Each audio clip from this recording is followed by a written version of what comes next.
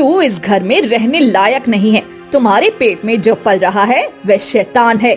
मैं इस शैतान को अपने घर में नहीं रख सकती। ये क्या कह रही है माँ जी? नहीं, ईश्वर के लिए ऐसा मत कहिए। अब तक बच्चा मेरा इस दुनिया में आया भी नहीं है। आप लोग मुझे क्यों निकाल रही हैं? मैं कहाँ जाऊंगी? तुम्हें जहाँ जाना है जाओ, पर हम तुम्हें अब अपने घर में नहीं रख सकते, समझ गई ना? नव्या रोने लगती है। तभी इतने में उसका पति सूरज वहाँ आ जाता है। सूरज जी देखिए ना, मुझे इस घर से निकाला जा रहा है। मुझे इस घर में रख लीजिए। ठीक ही तो कह रही है माँ और भाभी। उन्होंने मुझे बताया कि तुम जिस बच्चे को जन्म देने वाली हो वो मेरा बच्चा नहीं है, इसीलिए तुम अब यहाँ नहीं रह सकती हो और निकल जाओ यहाँ से। चुपचाप निकलो यहाँ से, निकलो, चलो। सूरज जी, ईश्वर के लिए ऐसा मत करिए। पर कोई एक नहीं सुनता और नव्या को घर से बाहर धक्का देकर दरवाजा बंद कर लेता है। चलो, इसके लिए मैंने कितने वर्षों से मेहनत की थी, वो आखिरकार सफल हो ही गई। अब इस आफत से मेरा हमेशा हमेशा के लिए छुटकारा मिल चुका है। सुमन वहाँ से चली जाती है। वहीं नव्या घर के बाहर बैठकर फूट फूट कर रोने लगती है। अब मैं कहाँ जाऊँ इस हालत में? मैं यहाँ किसी को नहीं जानती हूँ। एक काम करती हूँ, मैं अपने भैया भाभी के पास जाती हूँ, शायद वे मुझे अपने घर में रख लेंगे। फिर नव्या जैसे तैसे अपने भैया के घर पहुँचती है। तभी अंदर से उसकी भाभी काव्या बाहर आती है। ये तुम इस हालत में यहाँ क्या कर रही हो? और देखो, कुछ ही देर में लगता है बारिश भी शुरू होने वाली है। भाभी, मुझे घर के अंदर आने दीजिए। मेरे पति, सास और जेठानी तीनों ने मिलकर मुझे घर से निकाल दिया है। मेरे 9 महीने पूरे होने वाले हैं। किसी भी वक्त मेरा बच्चा इस दुनिया में आ जाएगा। मैं कहाँ जाऊंगी भाभी? मुझे घर के अंदर आने दीजिए। अरे तुम ये कैसी बातें कर रही हो नव्या? तुम तो जानती हो तुम्हारे भैया का ढंग से काम नहीं चल रहा और कितनी मुश्किल से हमारे घर का 2 वक्त की रोटी का ही जुगाड़ हो पाता है। नहीं, मैं तुम्हें यहाँ नहीं रखने वाली, जाओ यहाँ से। काव्या घर के अंदर चली जाती है और नव्या पूरी तरह से टूट जाती है। अब मैं क्या करूं? भाभी ने भी मुझे घर के अंदर नहीं लिया और गांव वाले तो कोई भी मदद नहीं करने वाले हैं। हे ईश्वर, ये क्या हो रहा है मेरे साथ? निराश होकर नव्या घने जंगलों की तरफ चली जाती है। तभी अचानक बारिश बहुत तेज होने लगती है, जिससे नव्या का शरीर थर-थर कांपने लगता है। ये क्या? इस बारिश को भी अभी होना था? तभी नव्या की नजर झाड़ियों के बीच एक झोपड़ी पर पड़ती है, जिसके अंदर से धुआं उठ रहा था। लगता है उस झोपड़ी में कोई है। मुझे उसी के पास जाना चाहिए। इतने में ही नव्या के पेट में बहुत तेज दर्द उठ जाता है। लगता है मेरा प्रसव पीड़ा शुरू हो गया है। मुझे जल्दी जाना होगा। नव्या जैसे तैसे उस झोपड़ी के पास पहुंचती है और दर्द से बेहाल होकर दरवाजा पीटने लगती है। तभी अंदर से एक बूढ़ी औरत बाहर आती है। अरे तुम कौन हो और इस हालत में इस तरह काम क्यों रही हो? अम्मा, मेरी मदद करिए। मेरा बच्चा इस दुनिया में आने वाला है। बूढ़ी औरत तुरंत नव्या को झोपड़ी के अंदर ले लेती है। नव्या दर्द से चीखने चिल्लाने लगती है। मुझे बहुत तकलीफ हो रही है अम्मा। बेटी सब्र करो, देखो कुछ ही देर में तुम्हारा बच्चा इस दुनिया में आने वाला है। तुम माँ बनने वाली हो तो थोड़ी तकलीफ तो होती ही है।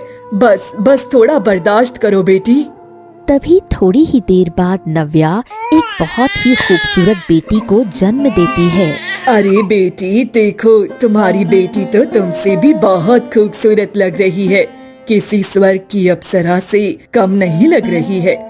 ये मेरी अंधेरी जिंदगी में एक रोशनी बनकर आई है, इसीलिए आज से मैं इसका नाम रोशनी रखती हूँ। नाम तो ठीक है बेटी, परंतु ये तो बताओ कि तुम हो कौन? आखिर कहाँ से आई हो और इस हालत में घने जंगल में तुम क्या कर रही हो? तुम्हारा पति तुम्हें इस हालत में ऐसे कैसे छोड़ सकता है? अम्मा, ये उस समय की बात है जब मैं अपने पिताजी के साथ रहती थी। बसंतपुर नाम के गांव में नव्या एक कुम्हार की बेटी थी। नव्या बहुत ही मेहनती और ईमानदार थी। वो अपने पिता के सारे कामों में उनकी मदद किया करती थी। अरे ओ नव्या बेटी, क्या कर रही हो? मैं जंगल से मिट्टी लेने जा रहा हूँ। मैंने कुछ मिट्टी के घड़े बनाकर रख दिए हैं, हो सके तो इन्हें गांव में जाकर बेच आना, है ना? ठीक है पिताजी, आप अपना ध्यान रखना। शंभू वहाँ से चला जाता है। तभी नव्या वो मिट्टी के बर्तन लेकर गांव की तरफ निकल जाती है और घर घर जाकर उन्हें बेचने लगती है। घड़े ले लो, मिट्टी के सुंदर बर्तन ले लो। तभी इतने में वहाँ से सूरज गुजरता है। वो नव्या को देखता है और उसकी खूबसूरती देखते ही उस पर मोहित हो जाता है। वाह, ये सच में कितनी खूबसूरत है। आज से पहले मैंने इतनी खूबसूरत लड़की कभी नहीं देखी। सूरज वहीं खड़ा होकर नव्या को एकटक देखता रहता है। फिर उसके बाद वो रोज की तरह नव्या के रास्ते में आने लगता है। एक दिन नव्या उसे सामने देखकर रुक जाती है। तुम कौन हो और मेरे रास्ते में इस तरह क्यों खड़े हो? देखो नव्या, मैं तुम्हें कई दिनों से देख रहा हूँ कि तुम मिट्टी के घड़े बेचकर अपने पिता के साथ रहती हो, लेकिन मैं तुमसे विवाह करना चाहता हूँ। क्या तुम मुझसे विवाह करोगी?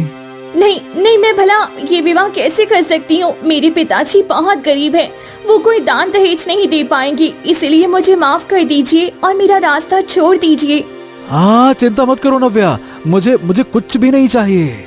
बस तुम मुझे पत्नी के रूप में मिल जाओ, मेरे लिए इतना काफी है बस। क्या सच में आपको कोई दान दहेज नहीं चाहिए?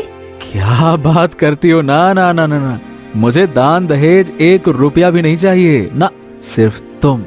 सच में आप दिल की बहुत अच्छी हैं। तो मैं अपने पिता से हमारे रिश्ते के बारे में बात करती हूँ। हाँ नव्या, क्यों नहीं। ऐसे ही धीरे धीरे कई दिन बीत जाते हैं। मैं इतने दिनों से सोच रही हूँ कि अपने पिताजी को बता दूं, लेकिन हिम्मत नहीं कर पा रही। पर आज मैं सारा सच अपने पिताजी को बता कर ही रहूंगी। क्या हो गया मेरी बेटी को? पिताजी, मैं सूरज नाम के लड़के से विवाह करना चाहती हूँ। हम इतने गरीब हैं, सूरज के सिवा और तो कोई विवाह करेगा नहीं। क्या वो लोग इस रिश्ते को मानेंगे? वो लोग तो शायद धनवान हैं, वो इस रिश्ते को कभी स्वीकार करेंगे बेटा? आप चिंता मत करिए पिताजी, सूरज ने मुझसे वादा किया है कि उसे सिर्फ मैं चाहिए हूँ और मेरे सिवा और कुछ नहीं। ठीक है बेटी, मुझे भी ये रिश्ता मंजूर है और तुम्हारा भाई भी अब इस गांव में आने वाला है, तो वो भी इस रिश्ते के लिए खुश हो जाएगा। हम गरीबों के लिए ऐसे रिश्ते उपहार होते हैं बेटा।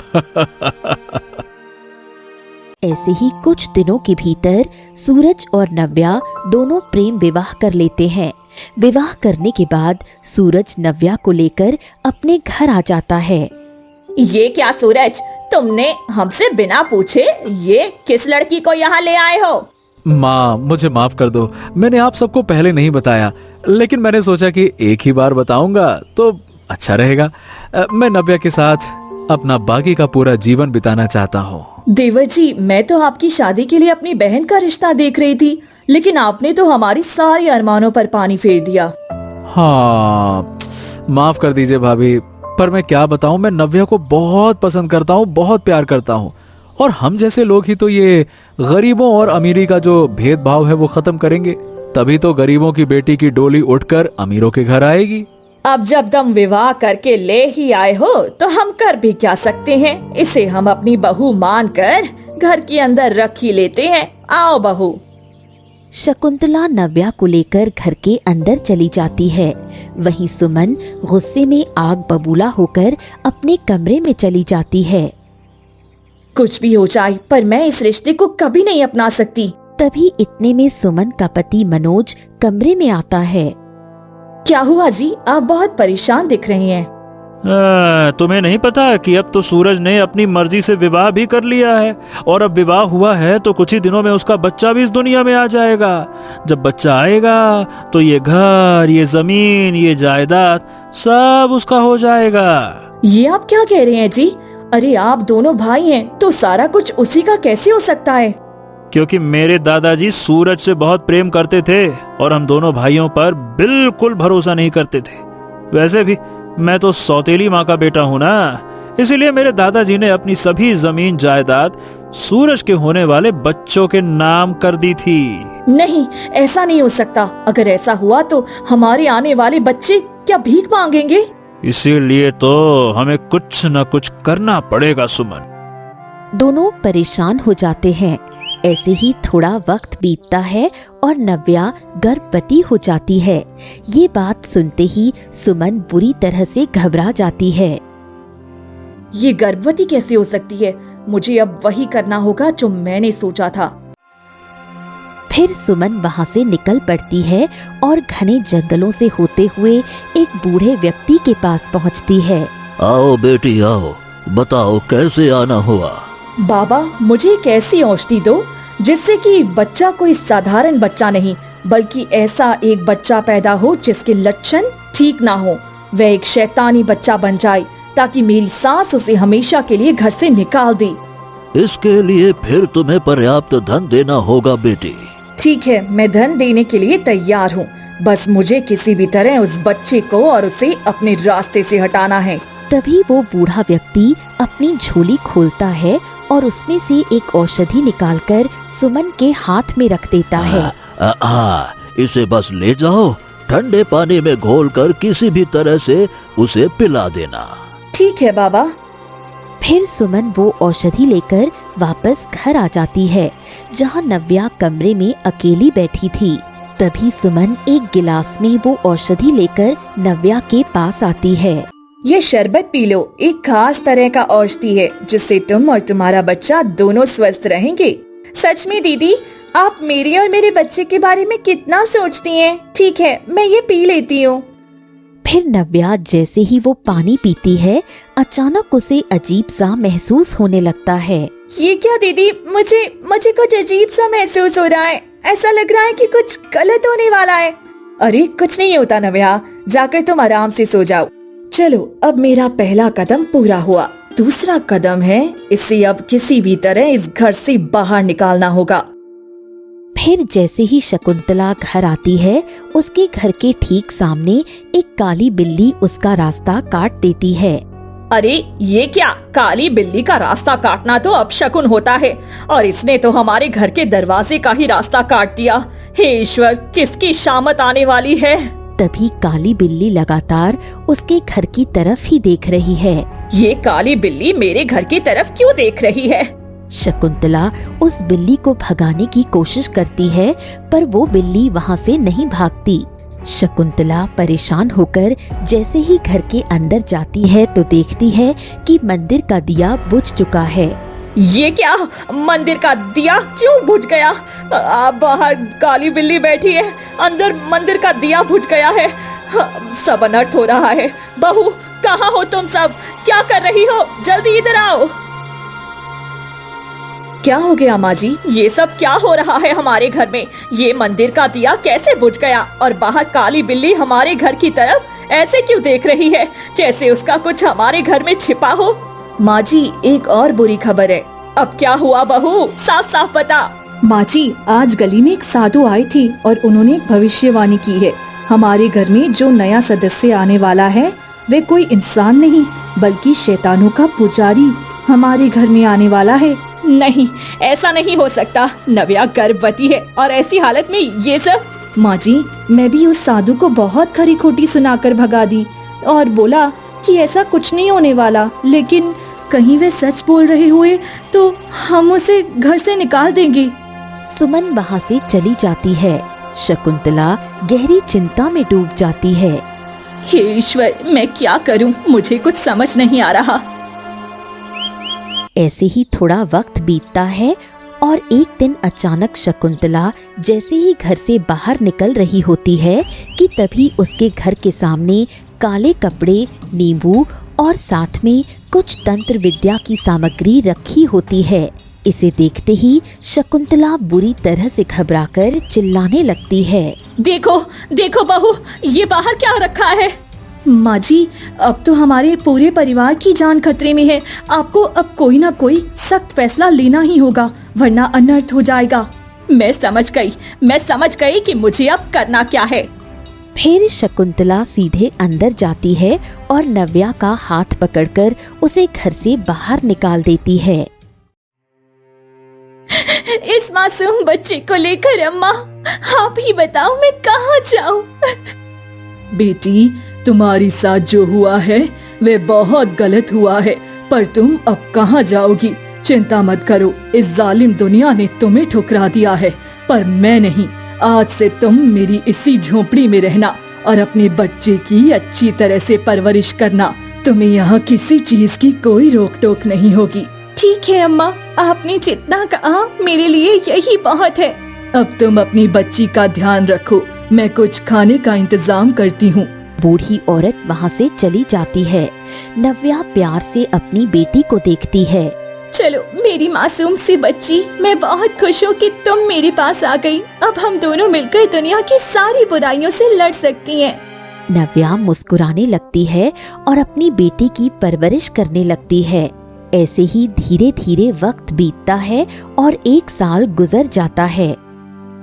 पता ही नहीं चला कि कैसे 1 साल बीत गया और मेरी नन्ही सी परी थोड़ी बड़ी भी हो गई। चलो आज मैं तुम्हारे लिए एक अच्छा सा झूला लगा देती हूँ। फिर नव्या झोपड़ी के बाहर आती है और एक पेड़ पर झूला डाल देती है। वो अपनी मासूम बच्ची को उस झूले पर झुलाने लगती है। अगर अभी तुम्हारे पिता और दादी यहाँ होते तो शायद वे भी तुमसे बहुत प्रेम करते, पर मुझे माफ कर देना रोशनी, मैं तुम्हें उनका प्यार नहीं दिलवा सकी। अरे बेटी, तुम फिर पुरानी बातों के लिए रोना शुरू कर दी। अरे तुम्हारी बेटी अब बड़ी हो रही है, थोड़ा अपनी बेटी के सामने खुश रहा करो। ये रोना धोना बंद करो, वरना तुम्हारी बेटी पर इसका गलत असर होगा। हाँ अम्मा, आप बिल्कुल ठीक कह रही हैं। अब आप एक काम करो, आप मेरी बेटी रोशनी का ध्यान रखो, तब तक मैं जंगल से कुछ लकड़ियाँ ले आती हूँ। हाँ बेटी, पर थोड़ा ध्यान से जाना, उधर बहुत ही जहरीले कीड़े मकोड़े हैं, तुम्हें नुकसान पहुँच सकता है। नहीं अम्मा, मुझे कुछ नहीं होगा।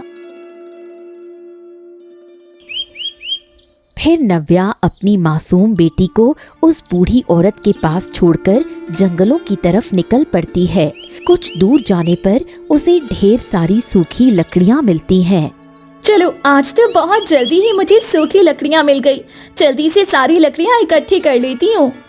नव्या जैसे ही लकड़ियाँ बटोरने लगती है, अचानक झाड़ियों से निकलकर एक जहरीला सांप उसे काट लेता है। अब ये क्या? मुझे तो सांप ने काट लिया। अब मैं क्या करूं? नव्या हिम्मत जुटाकर जैसे तैसे वापस अपनी झोपड़ी के पास आती है। अरे ये क्या बेटी, तुम्हारा शरीर ऐसे नीला कैसे पड़ता जा रहा है? अम्मा मुझे माफ कर दीजिएगा, मैं आपके ऊपर एक बहुत बड़ी जिम्मेदारी छोड़कर जा रही हूँ। मेरी बेटी रोशनी का अच्छे से ध्यान रखना। मैं अपनी बेटी की रक्षा नहीं कर सकी। नहीं बेटी, ऐसा मत कह, तू अपनी बेटी को इस तरह छोड़कर नहीं जा सकती। बेटी आंखें खोल। पर नव्या अपनी आखिरी सांस ले लेती है। हे ईश्वर, इस मासूम बच्ची ने जन्म से पहले ही अपने पिता के परिवार को खो दिया और जन्म के 1 साल बाद अपनी माँ को भी। अब मैं क्या करूं? मेरी इन बूढ़ी हड्डियों में इतनी ताकत नहीं कि मैं इसकी परवरिश कर सकूं। लेकिन मैं इसे ऐसे बेसहारा छोड़ भी नहीं सकती। फिर वो बूढ़ी औरत जैसे तैसे नव्या का अंतिम संस्कार कर देती है और रोशनी की परवरिश करने लगती है। धीरे धीरे वक्त बीतता है और देखते ही देखते 16 साल गुजर जाते हैं। मैं 16 वर्ष की हो गई हूँ, लेकिन आज तक कभी भी मैं इस जंगल के बाहर नहीं गई। आज तो मैं जंगल के बाहर जा कर ही रहूंगी। रोशनी बाहर जाने लगती है। ये क्या बेटी, तुम कहाँ जा रही हो? दादी माँ, आज मुझे गांव की तरफ जाने का मन कर रहा था, तो इसलिए सोच रही हूँ कि थोड़ा गांव जाकर टहल आऊं। नहीं बेटी, गांव में बहुत ही खतरनाक लोग रहते हैं, उन्हें हमारा वहाँ आना जाना पसंद नहीं। वे लोग तुम्हें नुकसान भी पहुँचा सकते हैं। पर दादी, जब से मैं बड़ी हुई हूँ हर वक्त इन घने जंगलों में रह रही हूँ। मुझे एक बार गांव वालों के बीच जाना है। नहीं बेटी, तुम गांव वालों के बीच नहीं जाओगी। तुम्हारी माँ जब इस दुनिया को छोड़कर गई थी तब उसने मुझसे वचन लिया था कि तुम हमेशा गांव वालों से दूर रहोगी। ठीक है दादी माँ, आप परेशान मत होइए, मैं जाकर तालाब से पानी ले आती हूँ। घर का पानी खत्म हो गया है। रोशनी घड़े लेकर जंगलों की तरफ निकल पड़ती है। वो थोड़ी ही दूर पहुंची थी कि तभी एक विचित्र काले कपड़े वाला आदमी उसके सामने आ जाता है। आखिरकार मुझे वो मिल ही गई। अब तुमसे मुझे वो शक्तियां चाहिए जिसके लिए मैं इतने वर्षों तक इंतजार करता रहा। आप कौन है और मुझसे क्या शक्ति चाहिए? तुम्हारे अंदर ऐसी अद्भुत शक्तियां छिपी हैं जिनके मुकाबले देवताओं की भी शक्तियां कम पड़ जाएंगी। अब बहुत जल्द मैं तुम्हें अपने साथ ले जाऊंगा।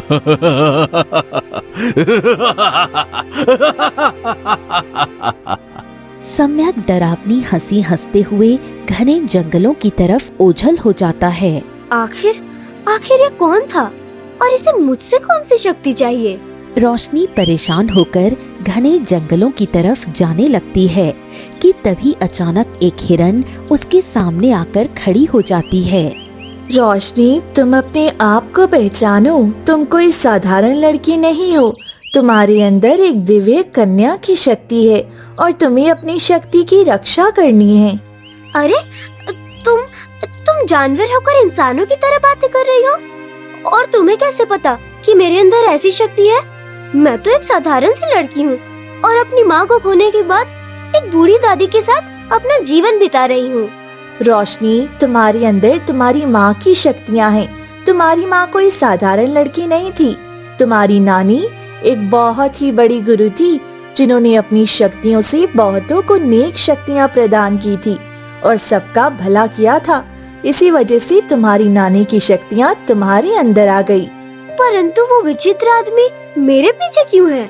वो सम्यक है। उसे पता चल गया है कि वे दिव्य शक्ति अब तुम्हारे अंदर प्रचलित हो गई है।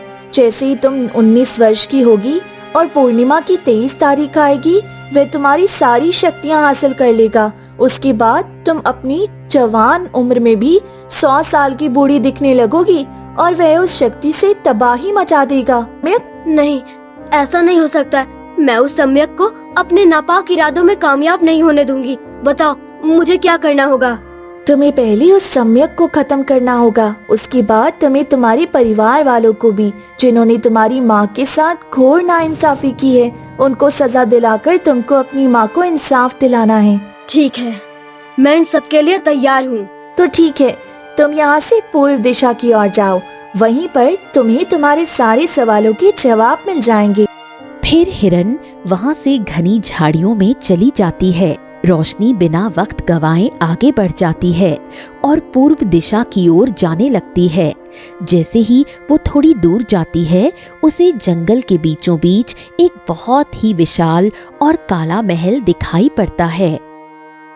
अरे, जंगल के बीचों बीच ये काला महल, ये तो देखने में भी कितना भयानक लग रहा है। इसके अंदर भला कौन होगा? चलो अंदर चलकर देखती हूँ, अगर यहाँ तक आ ही गई हूँ तो। रोशनी जैसे ही उस रहस्यमयी काले महल के अंदर जाती है, वहाँ एक पवित्र आत्मा प्रकट होती है। सच में तुम ही वो दिव्य कन्या हो जो अब हम सबको मुक्त कर सकती हो। मुझे क्या करना होगा? तभी वो पवित्र आत्मा अपनी आंखें बंद करती है और उसके हाथ में एक दिव्य चक्र आ जाता है। ये सुदर्शन चक्र ले जाओ। इसी चक्र से उस सम्यक का अंत होगा। इसके बाद तुम्हें तुम्हारी असली पहचान मिल जाएगी और हम सबको भी उस सम्यक के जादू से मुक्ति मिलेगी। ठीक है, मैं ऐसा करने के लिए तैयार हूँ। फिर रोशनी उस दिव्य चक्र को लेकर कुछ क्षण का सफर तय करने के बाद वापस अपनी झोपड़ी पर आ जाती है। अब बस मुझे इस सम्यक का इंतजार है। तभी सम्यक झोपड़ी के सामने आ धमकता है। अब तुम मेरे साथ चलोगी रोशनी, तुम्हें मेरे पास आना ही होगा। तभी रोशनी चक्र निकालती है। नहीं नहीं नहीं, ये चक्र तुम्हारे पास कैसे आया? ऐसा नहीं हो सकता। ये तो तुम्हारी नानी का बनाया हुआ चक्र है। इसे हटाओ मेरी नजरों के सामने से। इसे हटाओ इसे। मुझे तुम्हारा सारा सच पता चल गया है सम्यक। मेरी नानी ने कितनी मेहनत के बाद तुम्हें सबक सिखाया था और तुमने मुझे नुकसान पहुंचाने की कोशिश की। अब तुम्हारा अंत तय है। तभी चक्र से एक बेहद तेज दिव्य रोशनी निकलती है और सम्यक उस चक्र की शक्ति से खींचने लगता है और देखते ही देखते वो पूरी तरह से उस चक्र के अंदर समा जाता है। ये सच हो गया। यानी सदियों पहले जो भविष्यवाणी हुई थी कि भविष्य में एक ऐसी लड़की इस गांव में जन्म लेगी जो सबकी रक्षा करेगी, यानी तुम वही पुत्री हो। अब वह सही वक्त आ गया है बेटी, तुम्हारी माँ के बारे में सब सच बताने का। बूढ़ी औरत सारा सच बता देती है। उन लोगों ने मेरी माँ के साथ जो किया उसकी कीमत तो उन्हें चुकानी ही पड़ेगी। रोशनी तुरंत वहाँ से निकल पड़ती है और कुछ ही देर में शकुंतला के घर के सामने खड़ी होती है। मैंने कभी नहीं सोचा था कि जो दादी एक पिता का रूप होती है वही अपनी बहू के लिए एक शैतान बन जाएगी। तुम कैसी बातें कर रही हो? मैं कोई और नहीं हूँ दादी, मैं आपकी पोती हूँ। मेरी माँ नव्या, जिसे आप लोगों ने घर से निकाला था, मैं उसी की बेटी हूँ। आप लोगों ने मेरी माँ के साथ जो जुल्म किया है उसकी सजा तो अब आप सबको भुगतनी ही होगी। यानी तुम मेरी पोती हो? मुझे यकीन नहीं हो रहा। तुम तो बिल्कुल एक फरिश्ते जैसी लग रही हो और तुम्हारे गले पर ये निशान, ये तो किसी दिव्य आत्मा का प्रतीक है। मतलब तुम शैतान नहीं हो, एक नेक शक्ति हो। तभी पीछे से सुमन आती है। नहीं, इसे तो मैंने रास्ते से हटाने की कोशिश की थी, फिर ये यहाँ कैसे आ गई है? अब मैं क्या करूँ? दादी, ना तो मैं शैतान हूँ और ना ही मेरी माँ शैतान थी। ये सब तो उस घर और जमीन के लालच में आपकी बड़ी बहू की बिछाई एक चाल थी। पीछे से सूरज ये सारी बातें सुन लेता है। ओ, तो यानी भैया और भाभी आप दोनों ने मिलकर मेरी पत्नी के साथ ऐसा घिनौना खेल खेला? नहीं, मैंने कुछ नहीं किया। आपको गलतफहमी हो रही है। सच बता दीजिए, वरना आप जानती नहीं हैं कि मैं क्या कर बैठूंगी। अब सुमन ने सोचा सच बोलने में ही भलाई है। अगर वो चुप रहती तो बात और ज्यादा बिगड़ सकती थी। ठीक है, मैं सब बताती हूँ। हाँ, ये सच है, मैंने ही ये सब किया था। मुझे ये जमीन जायदाद अपने नाम करवानी थी। ये तूने क्या किया बहू? मेरी इतनी नेक बहू पर तूने इतना बड़ा झूठा इल्जाम लगाकर उसे मुझसे हमेशा के लिए दूर कर दिया। तुम कभी खुश नहीं रहोगी। बस बहुत हो गया ये सब। मुझे माफ कर दो बेटी, मुझसे बहुत बड़ी भूल हो गई। मुझे ऐसा नहीं करना चाहिए था। मेरे पास आ जाओ मेरे बेटी, मेरे पास आ जाओ। मैं सिर्फ अपनी माँ का सच सबके सामने लाना चाहती हूँ। मैं अब ऐसे परिवार में नहीं रह सकती जिसने अपनी बहू पर झूठे इल्जाम लगाकर उसे घर से बेघर कर दिया। आप तो एक पिता कहलाने के भी लायक नहीं हैं। रोशनी वहाँ से चली जाती है और सूरज तड़पता हुआ रह जाता है। जो कुछ दिन पहले नव्या का हुआ था, आज सच जानकर सूरज पूरी तरह टूट चुका था, परंतु अब बहुत देर हो चुकी थी। निकल जा यहाँ से सुमन, आज ही इस घर से बाहर निकल जा, क्योंकि तूने मेरी सीता जैसी बहू पर इतना घिनौना आरोप लगाया है। मैं ये सारी जमीन जायदाद गरीब दुखियों में दान कर दूंगी, पर तुझे एक फूटी कौड़ी भी नहीं मिलेगी। सुमन रोते बिलखते हुए घर से निकल जाती है। उधर रोशनी वापस अपनी झोपड़ी में पहुंचती है। अम्मा, आज से मैं ये प्रण लेती हूँ कि मैं उन सभी मजबूर और बेसहारा लड़कियों का सहारा बनूंगी। अपनी शक्तियों से मैं सबकी भलाई करूंगी। हाँ बेटी, तभी तुम्हारी माँ की रूह को भी शांति मिलेगी।